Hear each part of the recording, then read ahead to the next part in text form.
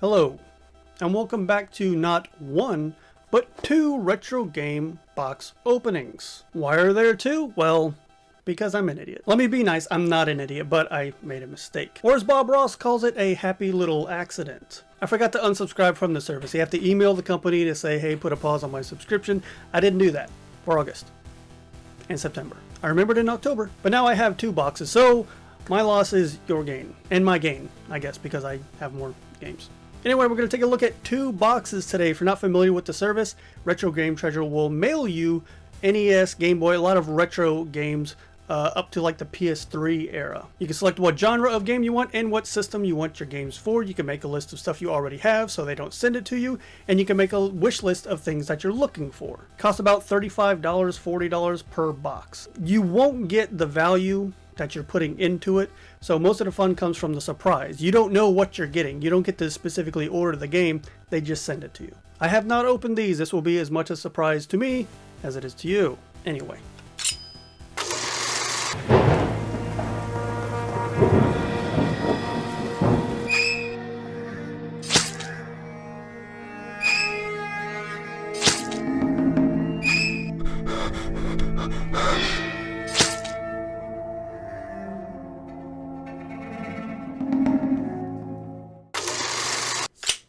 Feel a Game Boy game, Nintendo, always like Nintendo, maybe PlayStation, and then something at the bottom. I usually get like 3 or 4 things in each box.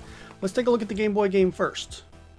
I can't read this. I don't know whose name that is, but we got volleyball for the Game Boy. I haven't played this in, like I said, is it Malik something Beach? Oh, something Malibu Beach volleyball, maybe, I think.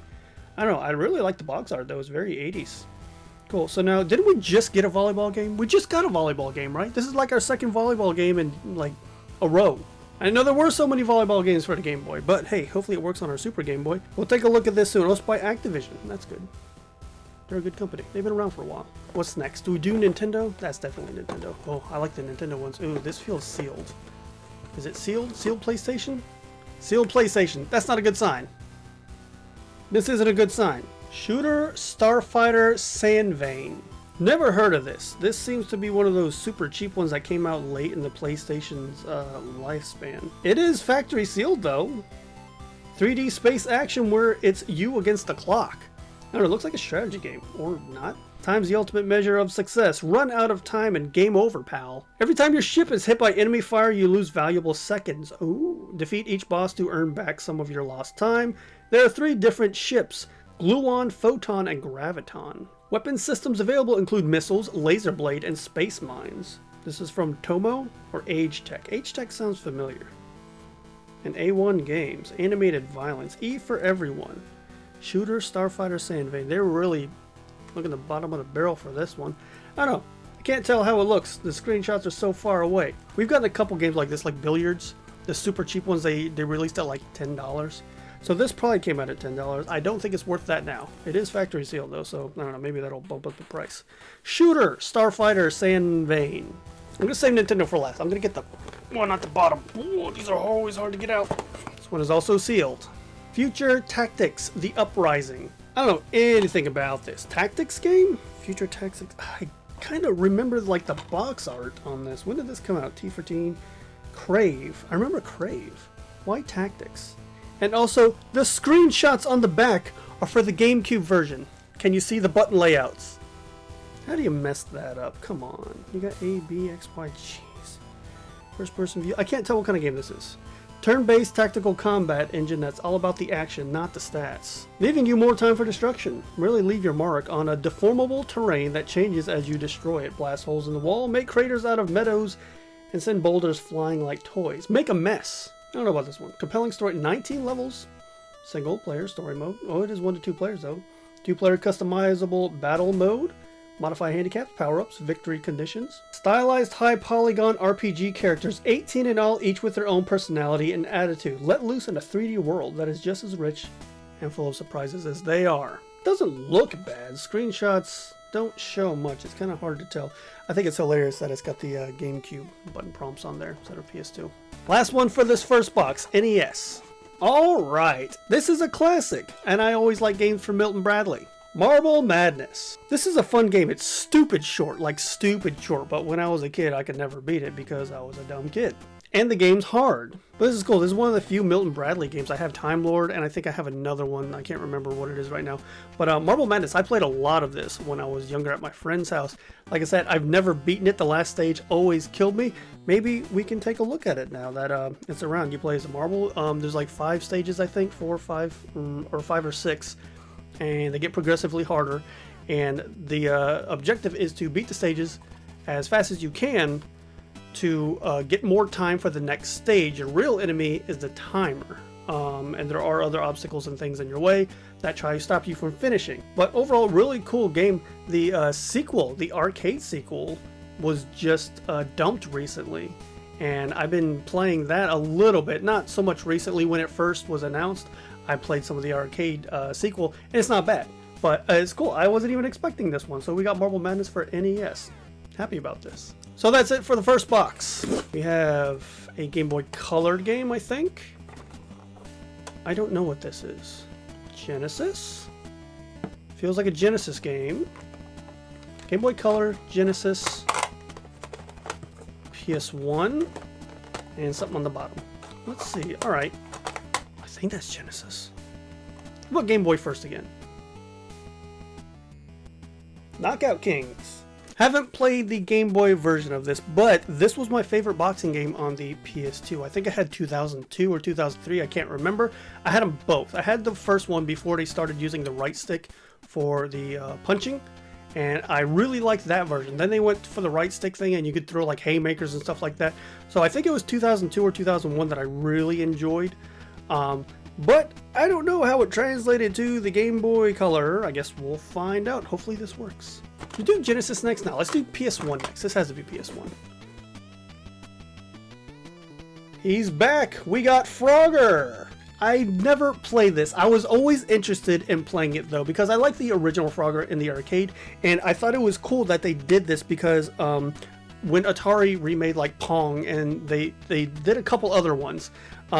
This I always wanted to play because it had a like adventure mode to it, where you weren't just running through traffic to get to the end. You actually went through different stages. It's really cool. So the classic arcade game makes the leap to 3D, dozens of challenging new levels, 9 unique worlds, that's cool, up to 4 players of multiplayer split screen, 3D graphics and cool musical scores. The original Frogger revived, rebuilt, and ready to hop. And now he's armed with a heat-seeking tongue, power croak, and super jump. Hop to it, Frogger. And apparently this sold well because it made the greatest hits line. That's cool. Yeah, happy about this one. This is really cool. How's the disc look? I don't think this was played at all. It looks great. You guys like Jeopardy? Wheel of Fortune? 2 more. What's at the bottom? What's our big hard to get out bottom? Is it GameCube? Because I haven't gotten a GameCube game in a while. Nope. PlayStation 2. This is funny. Gran Turismo 3. I thought I had this game. Maybe not. The box is not in great condition. Looks like something spilled on it. Gotta clean that up. It's a little gross. Gran Turismo, though. We got Gran Turismo 2 from not Retro Game Treasure. What was the other one? Something Game Monthly, and it was broken. This disc is immaculate. It looks great. So Gran Turismo, this series on the PlayStation 1, PlayStation 2, and then all the other PlayStation, I think there's like a PS4 one now. They've gone up to whatever the newest Gran Turismo is. My brother actually had this game because he was more the simulation style racing fan, and I was the more arcade style. He played the crap out of this game, and I watched him because I thought it was really cool because the graphics in these games are amazing. The Gran Turismo graphics games are some of the best you'll see in any racing series. They look amazing, and it's like a Sony game, so they had access to the best hardware and software to make a really, really good racing game. Was this the one where you could have like go-karts? I can't remember, but actually not mad about this one. I remember my brother having this. I wonder if he still has it. He might still have it, so maybe we both have a copy now. But it does come with a manual also. Manual and disc. The inside looks great. It's just the cover. The cover looks a little questionable. Happy about this one though. Gran Turismo 3. It's a classic. Our last one, I think. Yes. It feels like a Genesis game. It is. Oh. For the Sega Genesis, we have Tengen. Just kidding. Ms. Pac-Man. There you go. What's funny, I have the NES version of Tengen Ms. Pac-Man, now I have the Genesis version. I didn't even know this was for the Genesis. It's got 13 written on it everywhere. I don't know what that means. But I do like the Pac-Man series, especially Ms. Pac-Man, one of the better games of the franchise. And it's really cool that it's on Genesis. I had no idea. I wonder why this isn't from Namco, though, and why the Tengen version.